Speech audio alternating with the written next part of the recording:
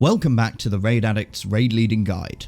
I'm Zafu, and today I'll be covering the primary job you have as a raid leader, managing the players in your team.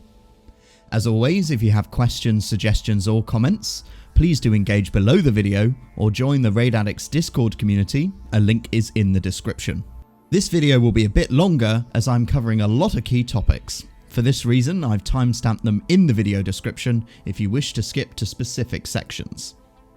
Goals are the critical framework you will use to improve players in your team. We discussed in earlier videos the importance of making your guild goals public and easy to understand. All players should be aware of them, and the simpler they are, the better. Here's an example of a typical set of guild goals which we will use as part of this video. Such goals are what your players will be familiar with and what they signed up for. This allows you to hold people accountable when they perform or act in ways that counter this. What can be helpful is to establish the individual goals of a player too. This can be a great question on a guild application, but there's no harm in asking players outright what they hope to achieve within the guild. By doing this, you can find overlaps between the two objectives and make your conversations much easier. These overlapping areas are your golden ticket to encouraging the player to improve. In all scenarios we discuss, the old adage still rings true. What is measured gets done. It is easy to measure DPS or healing output, but you can set measurables for anything. For example, no deaths to avoidable mechanics outside of raid-wide wipes, or 0 complaints from other players about attitude. When discussing improvement as a raid leader, you have 3 main options when it comes to opportunities and actions. It is up to you where you start, and each has benefits as well as drawbacks. Each situation will call for a different type of action, so let's take a look at these in turn. You can choose to invest in the individual, apply a band-aid or patch to the individual, or simply replace the individual. In all instances, it is vital that you underpin the improvement with a reason why. This will normally align to your guild goals. Your attitude after wipes is bringing down the atmosphere in raids, which means players are not enjoying themselves, for example. Investing in the individual is the option that is most likely to give a happy outcome for all parties. Here, you support their improvement by giving them steps to take and measurable outcomes. For example, if a player is pulling less DPS than others of their class, you connect them to a strong player and ask them to take time to review changes they can make to their playstyle. The drawbacks to this method are primarily that of time. This will take up a lot of your time and effort, but the results are worth it.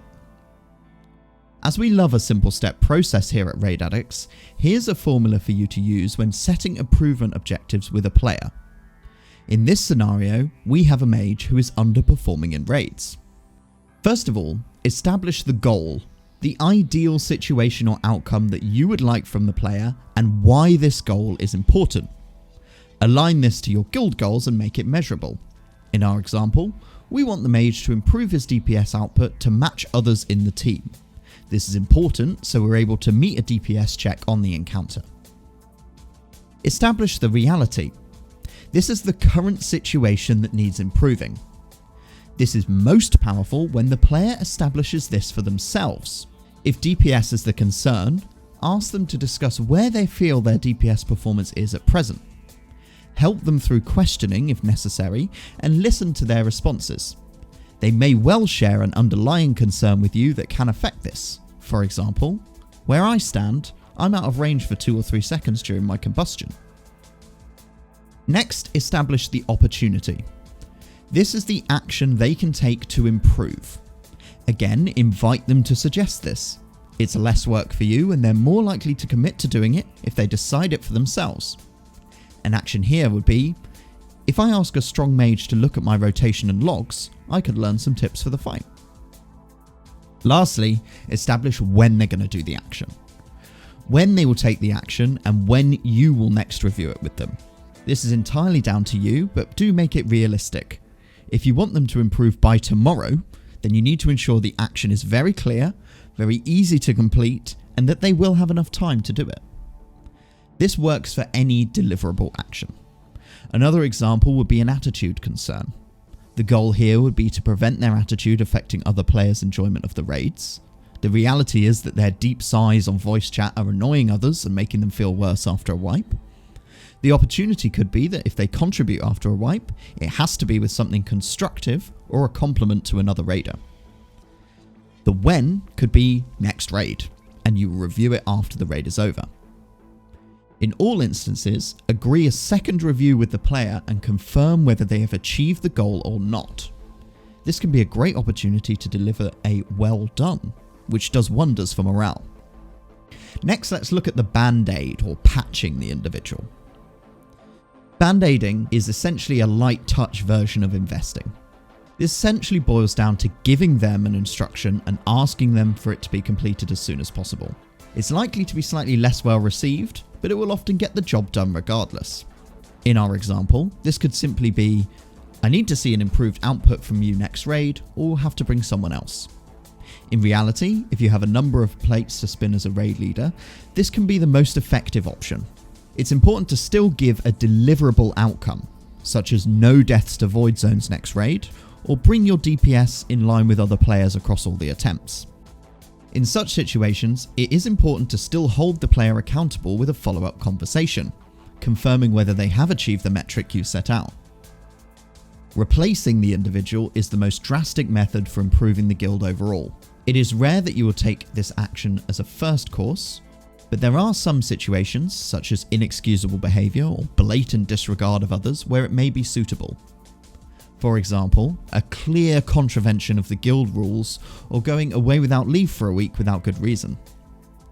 In such instances, removing the player demonstrates to others in the guild that you take the goals seriously and are committed to improving the roster for the better.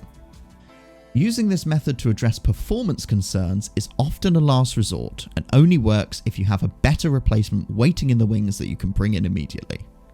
I typically use this option once investing and band-aiding haven't worked.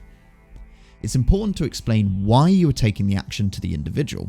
Remember though, in some instances, providing a full justification to other players is not appropriate. For example, if there's a private issue between two members, this doesn't pertain to everybody else and does not need to be aired wider. Sometimes as a raid leader, you simply have to address a concern with an individual that has no follow-up options or actions. Typically, this is where someone has done something to contravene your guild rules or has caused a problem in a raid. Let's take a look at these conversations and how best to prepare for them. Before speaking with the player, prepare your points and a rough plan for the conversation. Gather your evidence if necessary and map out exactly what you need to get across to them. In this example, we'll take a player who's made an inappropriately aggressive comment towards another individual during a raid. Make a list of what needs to be discussed. Here's mine.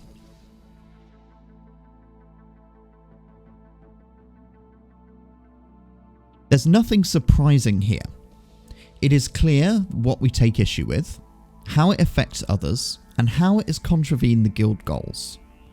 I've stated the action I will take if it happens again, and I've also given the player a chance to ask questions at the end and to give their side of the story, but not before I've made my point clear. Such conversations are always most effective in a one-to-one setting. Bringing in others, such as an officer, can be helpful, and this is up to you and depends on how confident you feel delivering the message and providing appropriate evidence. Sometimes, not always, it is important to follow up with the other people who've been affected by an incident to check that they're okay and to update them on any actions that you've taken. Use your common sense while doing this. This is quite an extreme example, but often you will need to take a more questioning approach. If someone's performance takes a sharp dip on a given raid night, often there will be a reason for this that they've simply not told you about. In such cases, ask them if there's anything you need to be made aware of and where they need support. In a one-to-one setting, this can be a very powerful message that shows the player that you are on their side. I think lastly, an important thing to touch on here is that voice chat is generally better at getting a message across than text. Every raid team has those members that feel critical to a raid night. I call these people the Linchpins, and they can be powerful and dangerous as an asset to your group. A common example is a main tank or a healing officer. As a raid leader, it's important to recognise the value of such players and take steps to keep them happy within the raid environment. without bending the rules to accommodate them, of course. It can be helpful to build contingency plans in the event that this player is unavailable or chooses to step down from the guild. The last thing you want to do is be left unable to raid as a result of one player. In the main tank example, have another reliable player capable of tanking prepare a tank spec in case of emergency. This isn't to say that you're expecting them to leave, but it's just to have something in the wings in case they do. Remember, you as a raid leader will often fall into this linchpin category too. Train and encourage other officers to take on the jobs that you do, especially if you have to miss a raid for any reason, as this will prevent pandemonium if you're unavailable for an extended period. The problems presented by linchpins are compounded if they come as part of a package deal, i.e. 2 to 3 players who are very close. If one of these players is underperforming, it's very important to assess the impact of replacing them if it comes to it. Consider this and have a backup strategy in case the fallout is wider than you intended. Lastly, I want to finish on a positive. Rewarding great players publicly and regularly is an important step to helping people feel valued and a part of the team. Have a robust recognition strategy. Deliver a well done to the top performers in the raid, or those who have supported you with a tactic. Thank them for their hard work, and perhaps invite them to an officer meeting to contribute to other problems if they wish to. Tiny Noticeable Things, or TNTs, is another great mechanism for this. If someone took an action without mentioning it to prevent a wipe, try to recognise this and thank them for it. If they told you about something that they've got coming up in real life, such as a wedding or a house move, make a note of that and ask them how it went later on. This will help to build a strong relationship and keep them in the guild for the long haul. Thanks for watching this guide. Next time, we'll take a look at some of the pitfalls raid leaders can fall into and how to avoid them. Until then, have a good one and take care of yourselves.